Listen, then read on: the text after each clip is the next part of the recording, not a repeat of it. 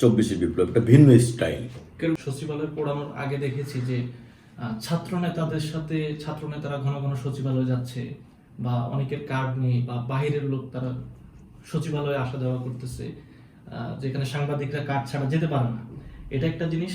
পরবর্তীতে 2 দিন আগে আগুন লাগলো এবং ওইখানে একটা কুকুর পাওয়া গেছে। এটার রহস্যটা কি? 2টা প্রশ্নের যদি উত্তর দিতেন।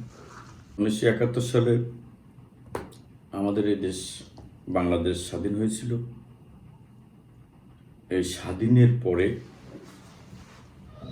আমার জন্ম 1971 সালে। আমার বাবা একজন মুক্তিযোদ্ধা ছিলেন। তো সেই থেকে আমি বাংলাদেশকে একটি রক্তিম সূর্য যে বাংলাদেশকে দেখেছি আমার জন্মের পর থেকে।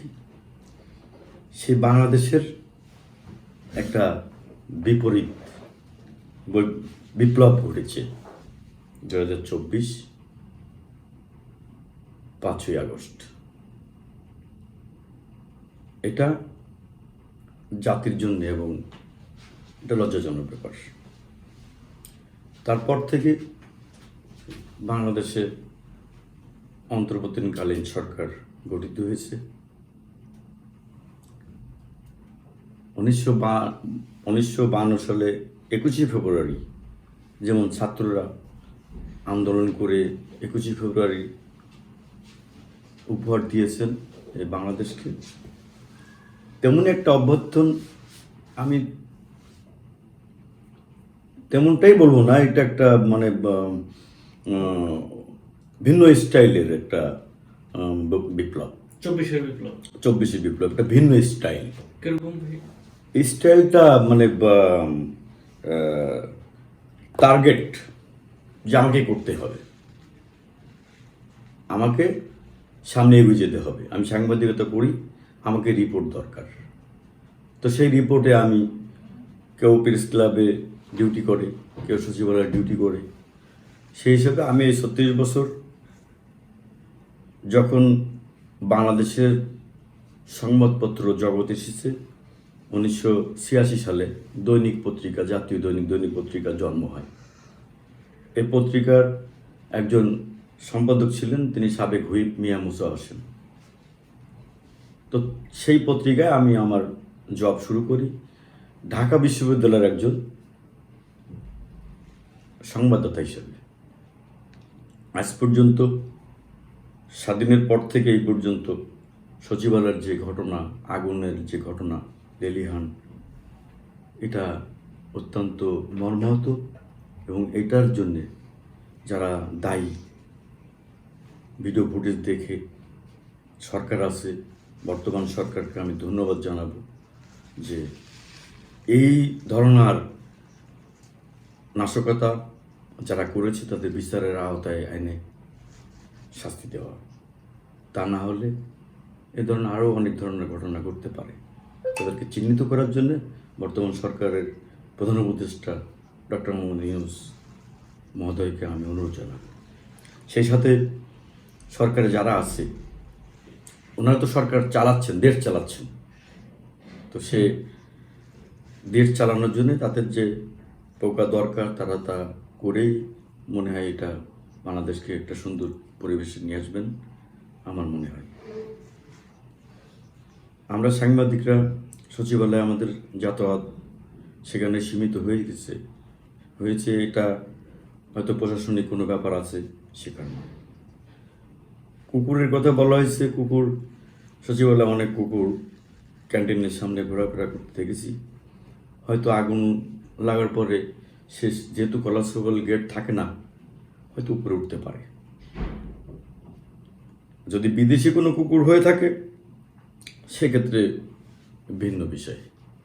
দেশীয় কোনো কুকুর প্রাণী, এই প্রাণী যে থাকতে পারে, ওখানে অনেক প্রাণী থাকে, বিড়াল থাকে, কুকুর থাকে, পাখি চুকি আছে অনেক, আমি দেখেছি অনেক কবুতর আছে। তো সচিবালয় এগুলোর কাজ কি বা এগুলো থাকে কেন?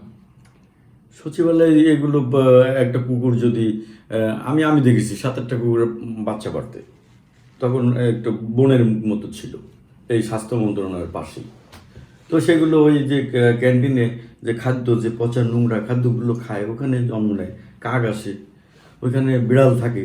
তো এই বিড়ালগুলো তো মানে ইচ্ছা করলে সরকার করতে পারে নাই, নিধন করতে পারে নাই। কুকুর তো নিধন করেছে, হয়তো দু একটা এটা হয়তো পাম্পের ভিতরে শুয়ে আছে, তারা বেকার, কেউ আদর করেও কেক টেক খাওয়াতো আগে, আমি দেখতাম পিআইডি পিছনে।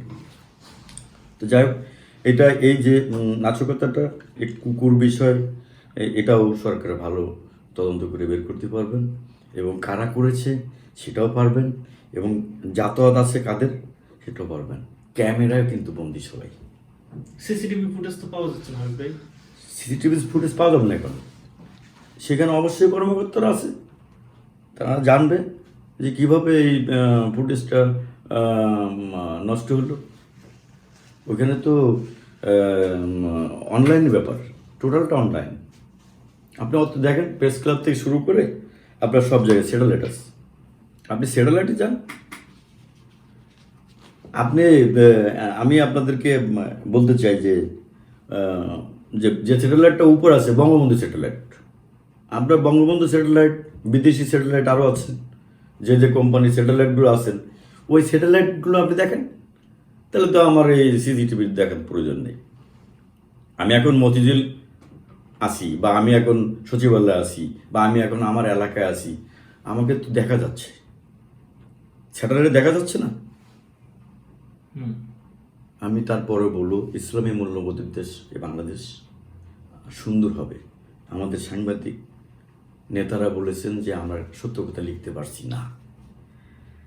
আমি মতিউর রহমান ভাইকে বলতে চাই, উনি অত্যন্ত একজন শ্রদ্ধাভাজন ব্যক্তি।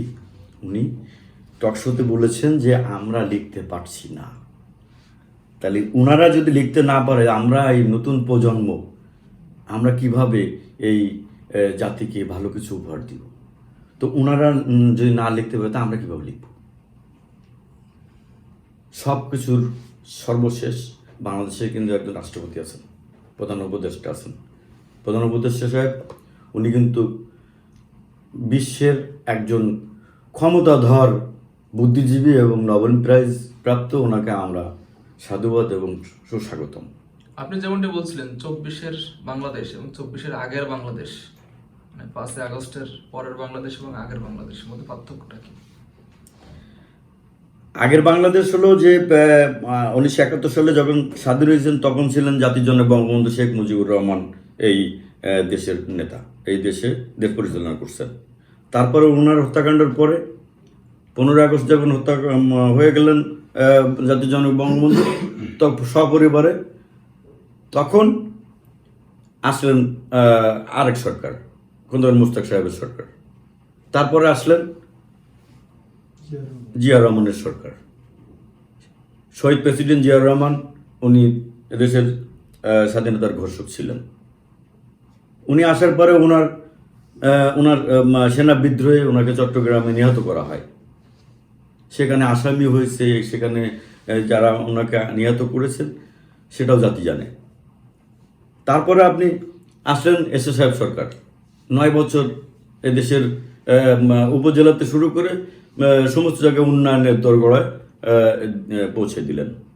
এই যে এখন যে গ্রামীণ ব্যাংক বলেন, আমাদের প্রধান উপদেষ্টার যে গ্রামীণ ব্যাংক, এটাও তো এসএ সাহেব সব জায়গায় ওনাকে পারমিশন দিয়েছিলেন যে আপনি গ্রামীণ ব্যাংকে করেন সারা বাংলাদেশে। তারপরে উনি গ্রামীণ ব্যাংক তো এসএ সাহেবের সময় দেওয়া। তার মানে এসএ সাহেবের সাথে ইউনূসের ভালো সম্পর্ক। অবশ্যই উনি একমাত্র ব্যক্তি যে ইউনূস সাহেবকে উনি অত্যন্ত অ্যাপ্রিসিয়েট করতেন এবং বলতেন যে উনি অনেক বড় কিছু হবেন। তো হয়েছেন, উনি বাংলাদেশের গর্ব, উনি বিশ্বের গর্ব। কিন্তু তার মানে ওনাকে দিয়ে আমরা কিন্তু খারাপ কোনো কাজ জন্য না করি, ওনাকে আমরা ভালো রেখে আমরা যেন সুন্দর একটা বাংলাদেশ গড়তে পারি, সেটাই আমাদের কামনা, সাংবাদিকদের সেটাই কামনা। সংবাদপত্র শিল্পের বিজ্ঞাপন ডিসেন্ট্রালাইজ হয়ে গেছে। তো বিজ্ঞাপন আমাদের একটা সংস্থা আছে ডিএফপি, আমাদের সম্পাদকরা আমরা বেতন দেবো কীভাবে সাংবাদিকদের? ডিএফপিতে আমাদের বিজ্ঞাপনটা স্থানান্তর করা হোক।